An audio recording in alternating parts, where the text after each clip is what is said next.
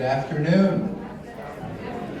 Great seeing everyone here at Thanksgiving week.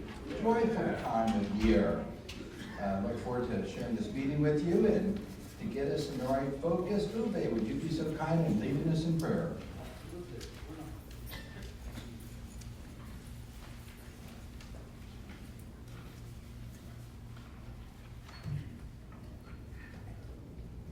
Good to see everyone.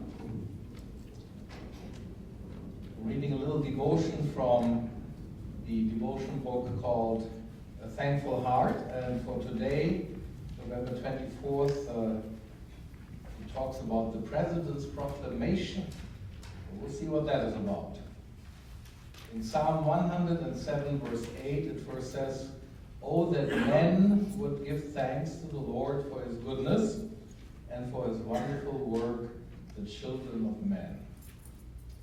Then the devotion reads, our nation's presidents have often appreciated the value of gratitude to God. Every president since George Washington has issued a proclamation of thanksgiving. The actual proclamation to observe a day of thanksgiving came from Abraham Lincoln, who said, quote, "It has seemed to be fit and proper that the gracious gift of the Most High should be solemnly, reverently, and gratefully acknowledged, as with one heart and one voice by the whole American people.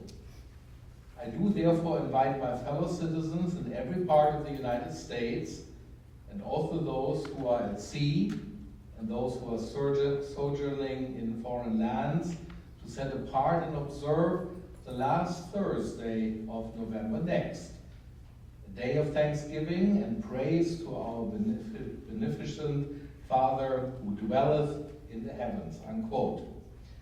And so each president since has redeclared a day of giving thanks to God.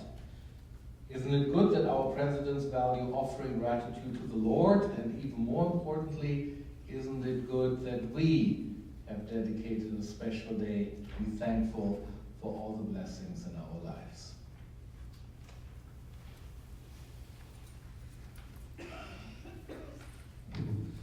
My pleasure to have Jim Lewis, the President of the Resident Council, come and address you, and we'll continue to, I guess I'm trying to deja vu. It's like coming to the end of another second year. Maybe we just forget about this year. It just add a third. What an incredible Resident Council President he's been for you, and I know he's got an important message today. Thank you, David. Two quick reminders. December 5th and December 16th. December 5th will be the last day we're going to collect donations for our Christmas fund, Employee Christmas Fund. This is a generous tradition at the Chesapeake. We have residents donate, pool our resources, so that it enables us to then give a monetary gift to literally every employee in the Chesapeake. So let me encourage you to be a part of that. If you've already given, thank you very much.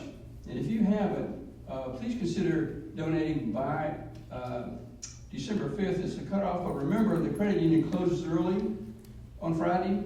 So if you want to make it, you might want to consider getting in by December the 4th. Just make sure we count it by December 5th. But thank you so much for that. Second day, December 16th. In this room, the plans are that the councils will be here. The representatives are going to hand out monetary gift checks to each member, each team member of the Chesapeake.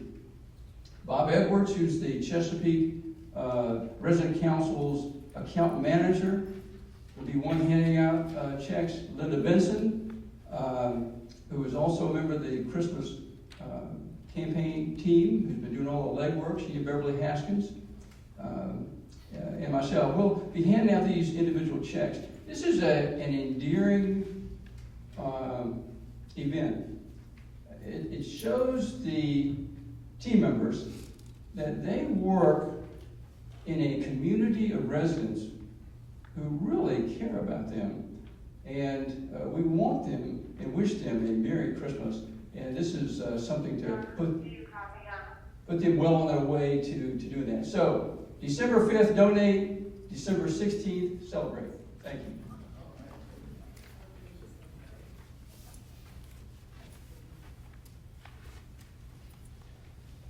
Before I go into the campus population, I just want to ask for any of our newer residents, maybe those who moved in the last 2 months, want to raise your hands, because I think I see a few of them. Lawrence and Helen, and yeah. So to all of you, welcome. And thanks for coming to this town hall meeting, and hopefully you'll find this to be informative. As a reminder to all, this report's given out. It is available from the concierge if you'd like a paper copy. And then we also email it out. But if any resident doesn't attend and does not receive email, you may want to encourage them to get a paper copy, again, from the concierge. When you look at the names there's a couple of them. Just recently, I know Helen Dalton in the room and Barbara Voigt, Charles and Linda Marucci are the latest ones that just signed contract, but just very excited about that, and even more so, other new residents that will be joining us in December. When you look at the census, a couple little tweaks I'll offer. Seeing that we have a cottage reserve, that would mean that they are all reserved and or occupied, so there's 0 available. I think we've recently received 2 keys. I'm looking back at Courtney, so we have 2 available apartments in independent living, 9 reserved. So that third line would actually be 2 available, 10 reserved. So there's 2 available, 10 reserved, and those 10 are the ones between December and maybe early January as far as moving in.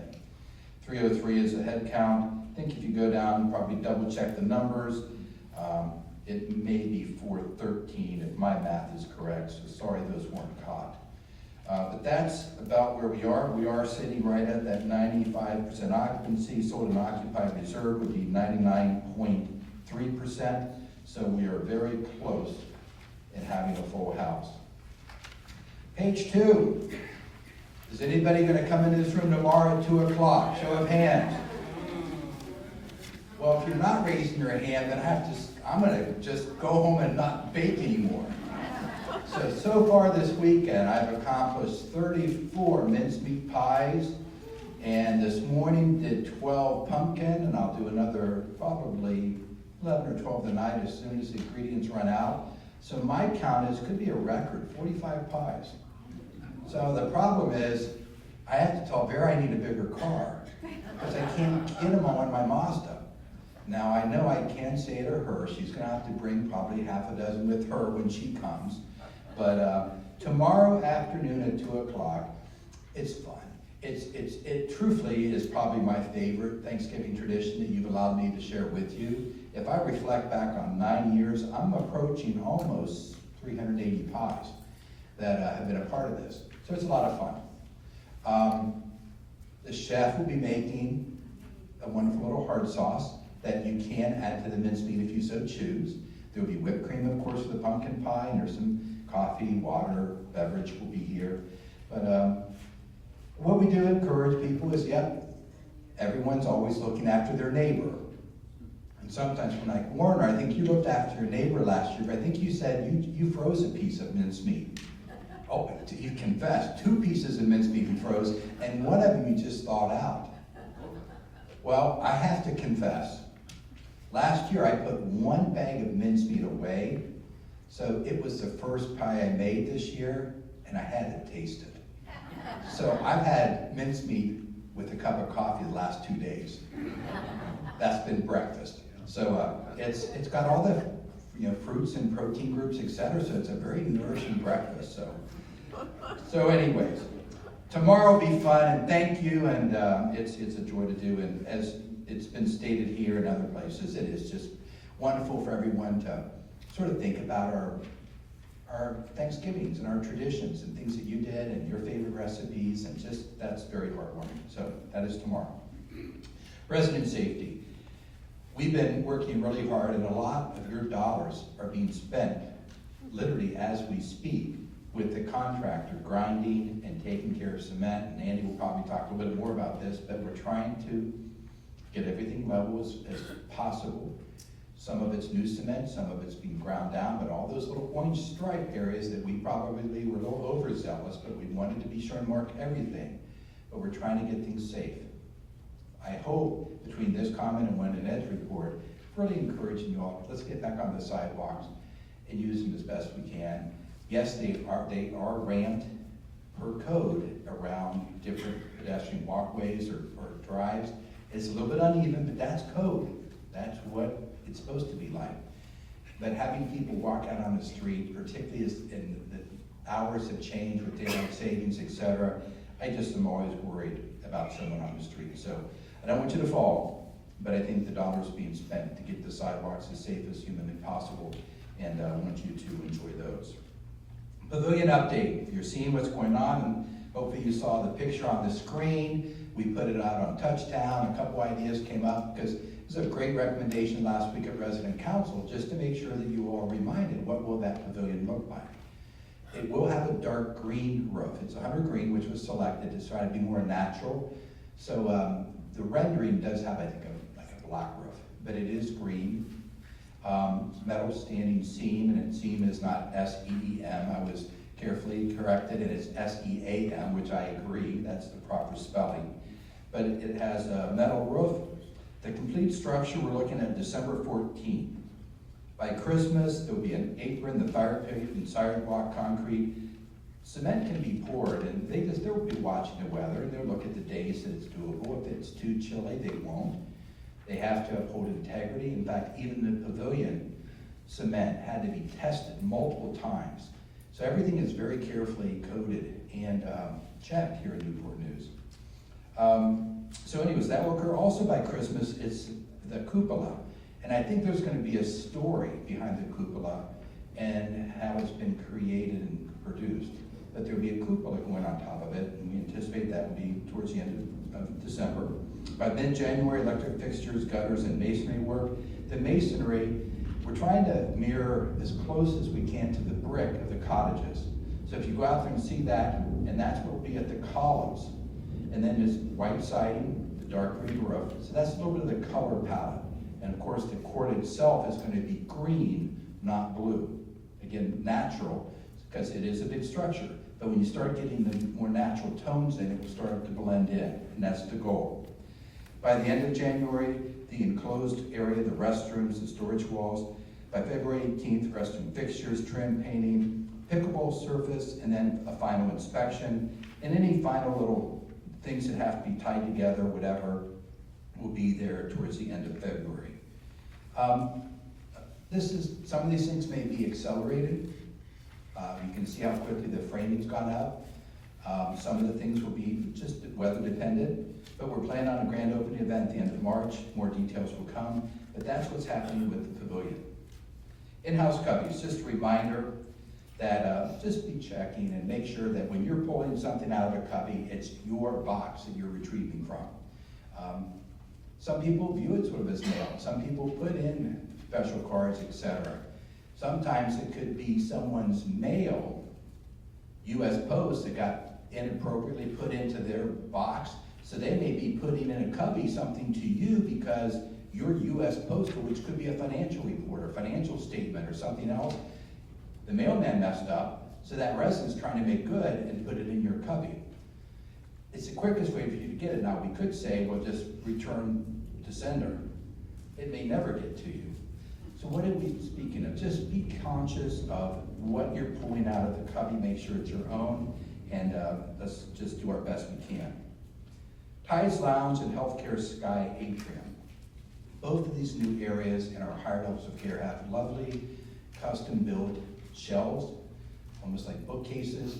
And if you've been over to the Tides Lounge, which is the first floor of assisted living, those shelves are coming alive. Beautiful things have been donated, a lot of memorabilia, things relevant to this area. And we still need some more items. We'd love to rotate. We'd like to get a few more items so when we open up the healthcare area, we'll have some things to place on its shelf. And we don't just want to go to Target or Home Goods or someplace and buy knickknacks. It's really beautiful when there's things that are relevant to this area and to your lives. And that's what's happening so far in Tides Lounge. Things you can go look at and talk about. And whether it's the portal from the first tugboat built at the shipyard, to Dave Melroy's daughter Pamela's picture and her introduction into the Hall of Fame for astronauts, there's just some really unique things on those shelves. So need your help, and if any of you would ever want to be an archivist and help us to rotate items, we're still looking for that type of person. Donated trees. You may recall we started out with a higher price. We were going to go with a larger caliber tree. Our tree stewards got involved and said, you know, it's really not wise use of money, because when you get the larger caliber trees, the thickness of them, they're bald, you have root shock, and they don't always make it. You're better off with smaller trees. They're going to catch up to the others within a couple of years and just get quality, and that's what we did. So we followed the tree stewards. Nature's Best Landscaping planted them. They will catch up in size. And again, just please understand, we did change from that 800 to 350 because of the size, and it's just getting the smaller trees there and want those to quickly grow and be a part of this community. At the bottom, you've got a commentary about decorating apartment entrances and balconies. We are upon the holiday season. Hopefully as you look around, you're joyful. For me, I was here Saturday evening, and then again walking into the building today. Decorations are something else. Candace may talk a little bit about that in more detail, but just really special. But you may want to be doing things to your own home. Remember that we are careful about what goes in the hallway, nothing on the floors outside of apartments. Be mindful that if there's something you're putting on your balcony, keep it inside the rails. Overall, there are guidelines to follow in the handbook. We'd ask you to do so. Just be thoughtful that you're in a community setting, and it's not just you and seeing something, but make sure that someone else who's either looking across the way, into your yard, into your balcony, your porch, it's attractive for all. So that's just a commentary about that. If you have any questions, don't hesitate to give me a call, and I'll be happy to render an opinion. We Care Connect surveys.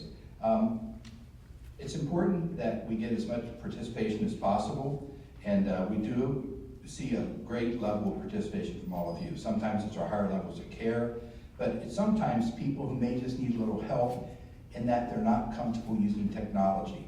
They're hesitant to answer a phone and can do a survey by phone, even though we've shared with you We Care Connect is a friendly company that we work with.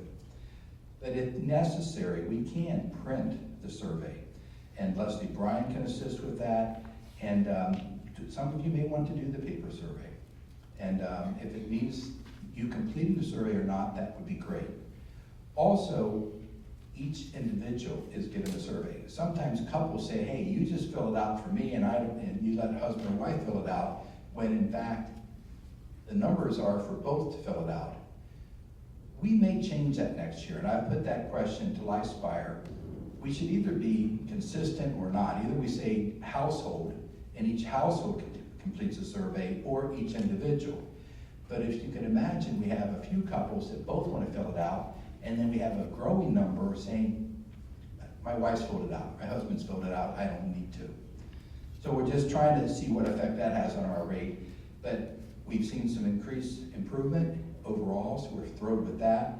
And again, surveys is something that's part of our lives. You can see some phone numbers here that if ever there's an issue that's on your mind.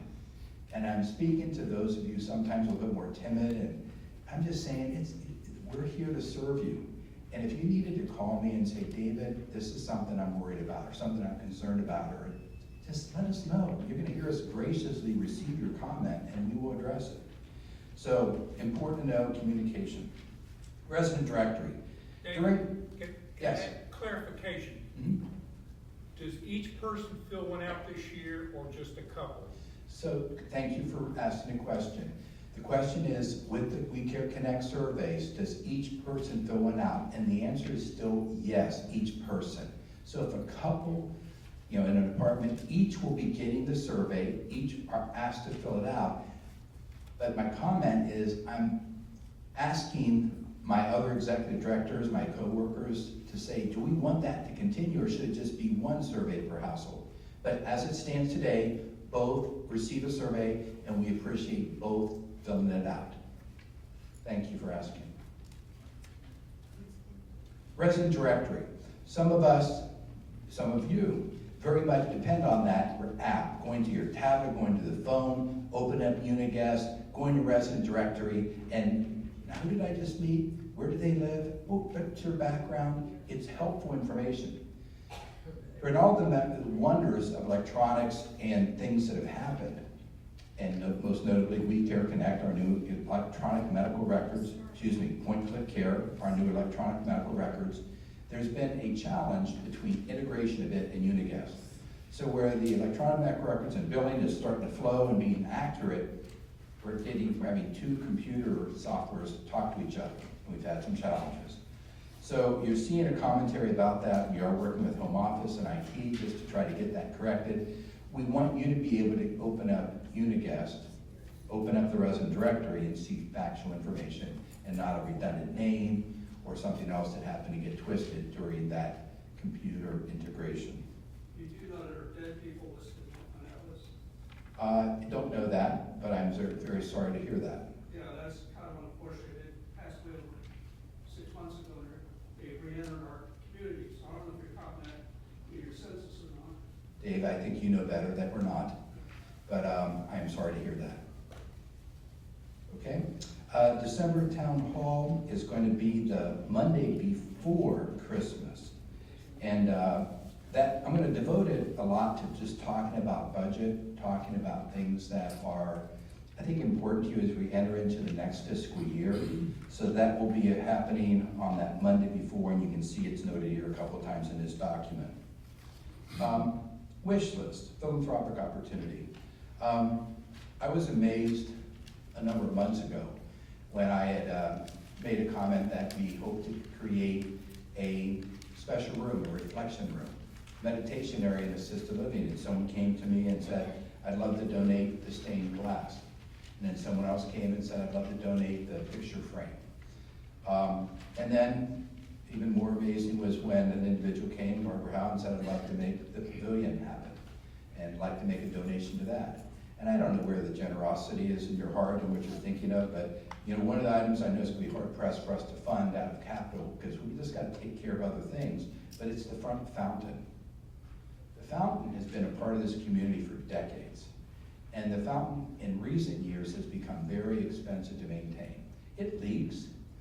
It's difficult to keep clean. We've put more new circuits, more new pumps in that thing. It still has rusted underground pipes. It's got a cling-clang filler valve that I hate to think about that you hear. But if there's ever a thinking of that and whether we put something together, and I get Jody Leonard to help us from the foundation, I just think, it's another, you gotta have a vision. And we've got some beautiful examples of what a fountain could look like. Same footprint, but make it all handicap accessible. Make it very beautiful in that space.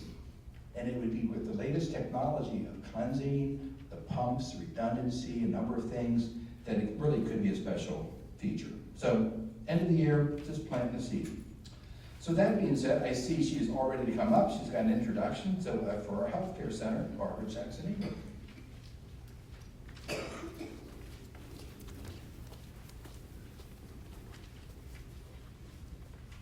Good afternoon, and thank you, David. So I am absolutely thrilled to share with you the newest member of our team. Her name is Rachel James Eason, and I'll let her share a few things about herself. Hi everybody, it's so nice to meet you. My name is Rachel James Eason. I'm the new infection preventionist. A little about me, I've been a nurse for the past 11 years, primarily in this setting. I previously served as the infection preventionist and the assistant director of nursing at Williamsburg Landing. That's where I come from. I'll be responsible for tracking infections. I'll be coordinating vaccine clinics, antibiotic stewardship, responding to outbreaks, things like that. Thank you. Thank you, Rachel. So Rachel's office is located not far from mine in the back. So if you were near the 24-hour desk, you would come to the next door behind that desk, and that is the nursing admin suite. And Rachel's office will be to the left as soon as you walk into that nursing admin suite. So welcome, Rachel. Next, I'd like to share with you a little bit of an update on our quality improvement. As you know, we continue to make improvements in quality of care, and we are delighted to share with you that we have several new team members who are now wound certified nurses through Vora Wound Physicians. And those nurses are Candy Rono, who's our Director of Nursing, Rowena Katzip, who is our Assistant Director of Nursing, and Jeremy Flynn, our Staff Development Coordinator.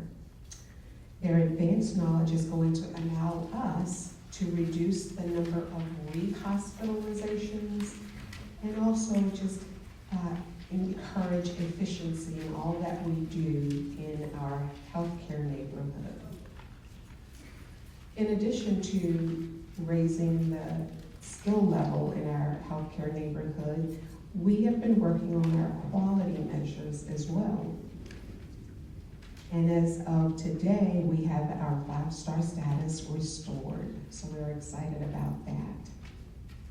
Our team continues to improve the system, and we have some additional updates that are going to be coming soon, so continue to listen out for that. It's going to be centering around restorative and rehab, and just excited to share that with you at our next town hall. In the way of renovations, as David mentioned before, we are really excited about the renovations hopefully coming to an end and providing for us a wonderful Christmas gift of completion. Currently, our sky atrium light is up and beautiful, and the common area now is being renovated to include the fireplace area, a mini library type of area, and we're looking forward to that completion maybe by the end of the year, so we will keep you posted on that. And that is my report for you this afternoon. Next up is Donna.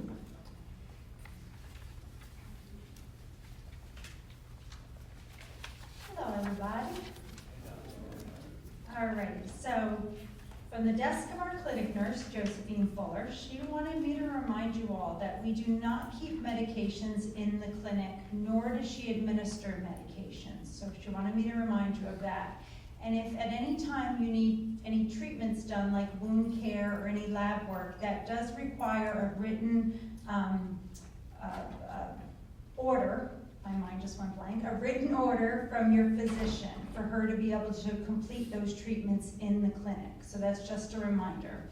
Also, if any of your medical providers change or family members' phone numbers are updated, this is a great time of year to check in with your family members to make sure that their phone numbers are the same. So those forms that you keep under your kitchen sink, those emergency medical information forms, to make sure that that information is up to date. And then to also make sure that you're updating the clinic on if any of your medical providers change or any of that information changes, so they can update it in your medical records, okay?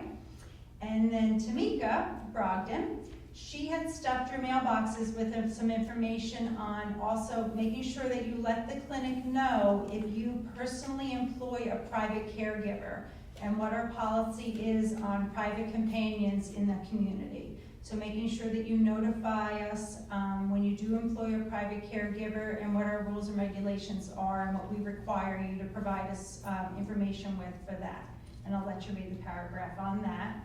And then we also are very happy with the addition of Rachel, because she'll help us in the future with those clinics. But on Friday, we did host the COVID clinic. I want to thank Tamika for her assistance with that. She did another fabulous job. We partnered with Denby Pharmacy, and Denby Pharmacy administered 189 vaccinations across the community of the COVID vaccine. So that was another very successful clinic. So that's all I have today. Thank you all so much. Ray.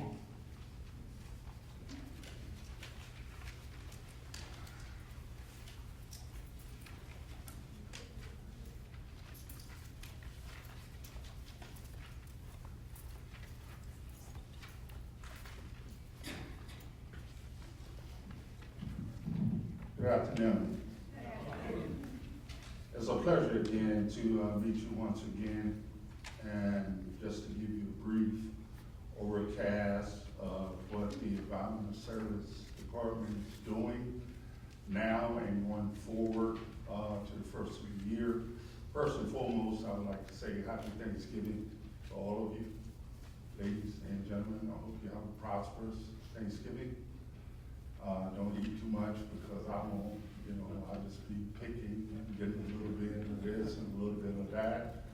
But I want all of us to have a blessed and very prosperous Thanksgiving.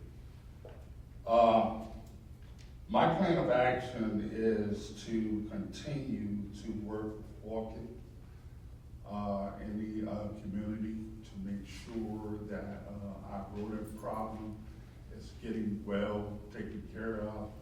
Orchid has placed 18 more traps in the courtyard, and those traps will be monitored by Orchid once a week when they get here, and they'll also be monitored by me and Doug daily. Orchid has given us a great deal of respect since I've been here. Their representative, their rep has came in and talked to me about certain things that, that could help us, promote this problem, get this problem under control, and see if we can go forward. Because no one wants rodents running around their park. I know I don't. And I'm here to make it, much easier for you all, because that's what you deserve. I mean, you're beautiful people, and I'm gonna make sure that you live a peaceful life while you're here in Chesapeake. I will be having another meeting with Orkin on this coming Thursday. Orkin have given us, we have given Orkin a proposal to start something to go up in the attics of your apartment buildings, in your houses. So in doing that, it's either gonna be more traps, or it's gonna be a method of a camera that they're gonna place up in the attic to see if we can take pictures of the rodents when they're coming down from the ceiling to wherever they're laying their little droppings, and just, see if we can control it. Yeah, maybe a good idea. But Orkin, again, like I said, Orkin has did a tremendous job of just bringing clarity to me, and I've also did my due diligence on trying to bring my experience and my skill set to them too as well, and see if we can come up with a bigger idea of trying to control these rodents. Any questions from me? Hello, Raymond. I've noticed that people aren't getting the word about do not put cardboard and trash in the upper floor trash rooms. That's correct. Please. Rodents can come in from everywhere, they like filth, they like garbage, cardboard, wood, or whatever that they can lay upon. So if we do our part, and I'm gonna weigh heavily on Orkin as well myself, to give them some of the ideas that I'm thinking of on the outside of the company that I come from, and we can put both of our heads together and see again that we just correct the problem. And Harold, I think your point is, it's just supposed to be trash alone, right? So that's his point, it's just handing out recycling and trash. Yeah, okay. Any more questions from me? Again, thank you, ladies and gentlemen. Happy Thanksgiving.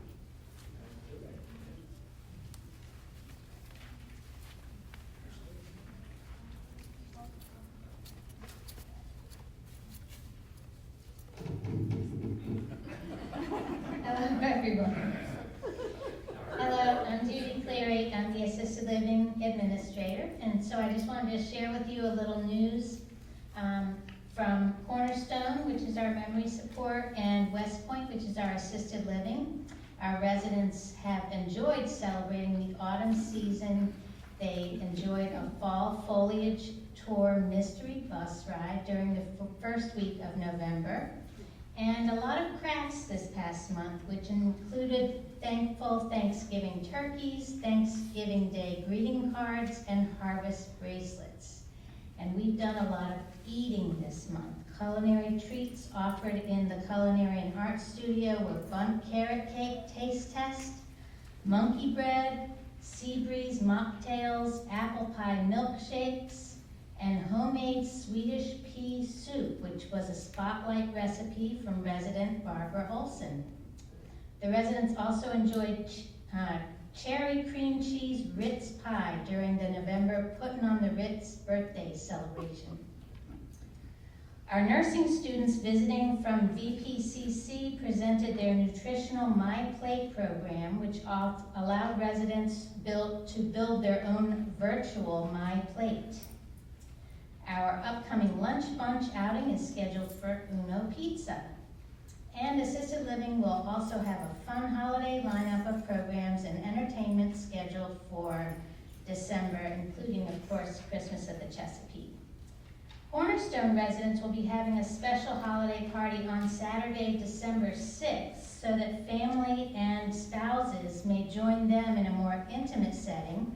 And the following week, Christmas at the Chesapeake will provide an opportunity for some of those Cornerstone residents to be escorted out to the other spaces to have some fun holiday treats. But what Cornerstone residents are looking forward to is a hot cocoa and PJ party on Friday, December 12th. We welcome 2 activity assistants to Cornerstone. So we have Mackenzie and Addison, who have both joined our team. Actually, Addison will be coming to orientation next Tuesday.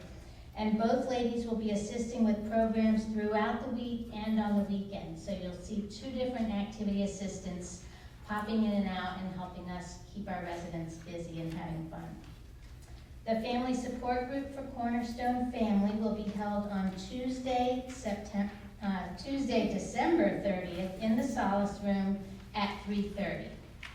And finally, Assisted Living is pleased to announce that our charge nurse, Nicole Nichols, has been promoted to Assisted Living Nurse Manager. And today was her first day on the job as our Assisted Living Nurse Manager. So we look forward to the support that Nicole will provide to our team and to our residents. Thank you. Andy?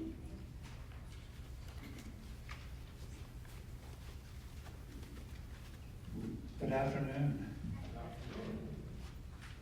If you would indulge me for one moment, I almost started laughing, sorry Judy, when you lowered the microphone. I visited my daughter in Charlotte this past weekend, and we attended Baptist church, and of course they baptized by immersion, dip in water, and there was a man baptizing his granddaughter, and you literally couldn't see the top of her head. About every 3 seconds you saw it. She was so small, but this reminded me of something funny. On to buildings and grounds. So our landscaping contract has been awarded to Nature's Best Landscaping. It is a contract for 1 year beginning on December 24th and will end at the same time next year, December 24th, 2026.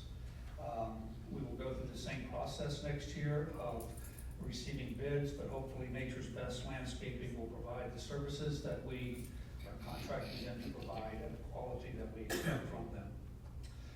4E, Phase 4E exterior and other capital improvements.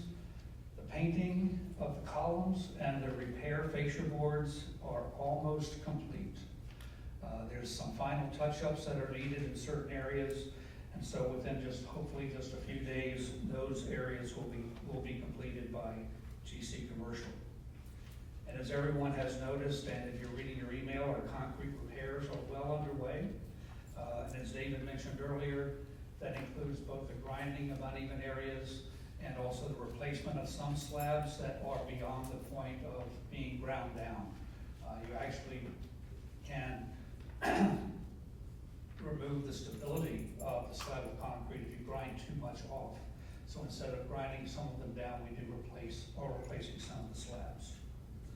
The courtyards, some residents have asked about the courtyards and the concrete issues that are in the courtyards. That's really gonna be phase 2 of this project. Following the completion of all the exterior, then we will develop another scope of work and reach out for other proposals for our courtyard concrete repairs and replacements. Phase 4B, healthcare renovations.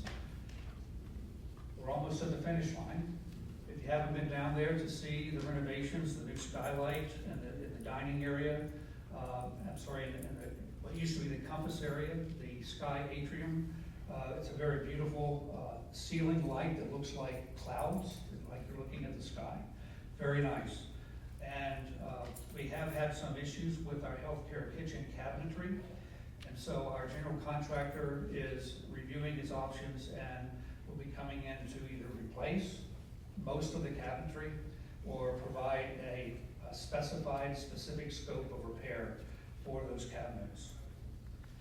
The Sky Atrium, that area, as Barbara mentioned a moment ago, that central area is under construction, and hopefully we will have that completed by December the 8th, just prior to Christmas at the Chesapeake.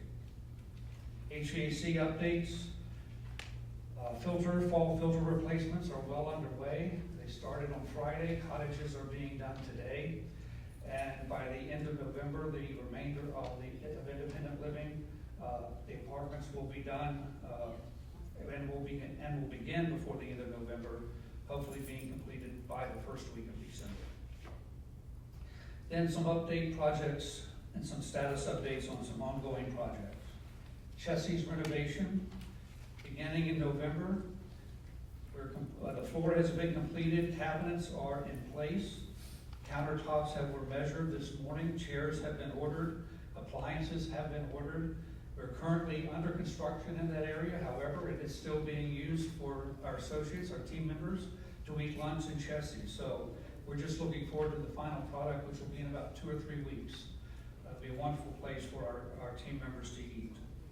The LED lighting, electrical lighting upgrade, phase 1, which includes the first and the third floor of assisted living hallways. The lighting fixtures in the hallways will be upgraded from fluorescent to LED fixtures, as well as the receptacles and the light switches will be upgraded to white instead of the beige or tan color that they currently are. The materials are on order, and as soon as they come in, the installation will begin before the end of this year. We're also trying to develop, it's really a mock trial for our air conditioning systems that sit in our attic spaces across our campus. There are times through the summer you may notice that some of you may have noticed that condensation leaks and drips from our attic air conditioning systems. And we're looking at a wireless sensor that can actually alert us through the internet. So if a condensate pan becomes clogged, instead of it overflowing and dripping onto into the area below, we can actually be alerted on our phones that we have a clogged condensate pan. We can come and we can correct it before it actually becomes a problem. So we are in a mock trial stage of that, and we're also working with IT to make sure that there's no problems as far as safety with the internet and things like that with the campus. The energy recovery coil for assisted living has been completed. It was finished last week. They finished it on Friday. And I haven't been up to take a look at it, but will do this week before I leave for vacation to make sure that the install went as well as planned. Generator upgrade control upgrade. The control panel has been ordered. The wiring has been ordered. For that upgrade, we actually have to run new wire from the building all the way out to the generator building in order to connect the new control panel. So as soon as we get that wiring run, then the contractors will come in and the generator people will come in and install the new generator panel for us. And the door hardware upgrade, we have met with a vendor and we'll be meeting with them to obtain the hardware and price out both the cost of the hardware and the installation prices for focus in our healthcare and our memory care areas. And then the cottage landscaping, which is also a project that we have on our plates, is a focus that we're going to be picking up again in the spring. And then repairs to the community center atrium out here. We do have some small leaks around the glass area up at the top, and we're looking at getting those repaired as well as part of the facade of the building up around the top of that atrium area. Now, Ed is off today, so that's the buildings and grounds report. So I'm just going to read Ed's report. So hopefully you will enjoy this as much as if we're Ed speaking. Not likely, but hopefully. First, we want to congratulate A.J. Parker. We're proud to recognize A.J. Parker, Community Safety Officer, for earning the prestigious Certified Healthcare Security Officer designation through the International Association for Healthcare Security and Safety. Is A.J. here in the room? He's not. If you see A.J., we want to congratulate him for that next step in his career and for receiving that recommendation and that certification. This certification reflects A.J.'s dedication to professional excellence and commitment to the safety and well-being of our community. In addition to this outstanding achievement, we are pleased to announce that A.J. is now a full-time member of our community safety team. So that's great news. So please join us in congratulating A.J. for this well-deserved accomplishment. And then finally, Ed wants us to know to light him up. Light him up. So we continue to observe residents walking the campus during hours of darkness without any reflective or high visibility gear. For your safety and well-being, please make sure you are easily seen when out and about after dark. And make sure you are walking on the sidewalks and out on the street. So before heading outside, please wear one or more of the following: a reflective belt or vest, a flashlight, a wearable strobe or visibility light. Being visible keeps you safe. Be seen and be safe. Yes, sir. Back to the filter replacements. Yes. Can you do that more often? They came by our place today to replace ours, and ours were totally clogged up. Okay. We can talk after this, but right, we have, we're actually putting it on a 6-month schedule right now. Yeah. So we'll talk after this just to see. When was your last replacement? So we'll double check that. Great question. He asked if we could increase the number of changes, and his was clogged. So. There's nothing else? Yes, sir. What is the plan for the areas where the mulch was removed? What is the schedule to do anything about that? The question is, what is the plan for the areas where the mulch has been removed? Yep. The areas around the cottages, we have a specific plan for the spring to mulch around about 18 to 20 inches away from the foundation of the cottages. We want to keep the level of the ground below the foundation level, but we do have a project to replace that as well. Now, the areas around the campus that the mulch has been removed, the project is that we're going to go back and put sod rather than mulch in those areas. And so, excuse me, and so we've had a conversation with Davey, because we did contract with Davey Landscaping to do that work, and they had admitted to us that they had sort of dropped the ball on that piece of the contract. So we are looking at our options now as to where do we go, who do we hire now and contract with to either seed or sod those areas that mulch has been removed from. Does that answer your question? Yes. Okay. All right. Kurt, welcome back.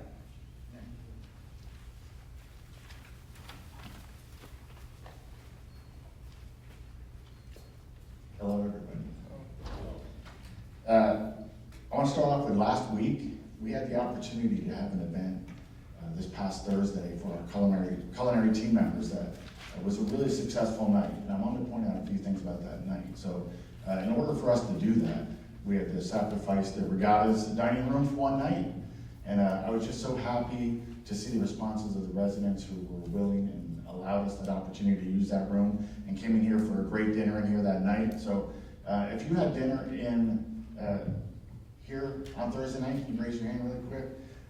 We hope you all enjoyed it, and walking around the room and talking to everybody, it seemed like a really nice change of pace that everybody enjoyed.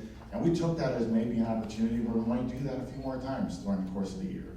You know, just to get away from the routine and do something unique like that. So look forward to those kind of things happening. As far as the event itself, it was a huge success that I think the team members not only appreciated, but they saw a lot of things that they'll probably carry with them. One of those was the absolute great response from our residents for wanting to volunteer. So if you volunteered that night, please raise your hand also. I see there's a lot of hands right there. And that was great to see, and it was so appreciated.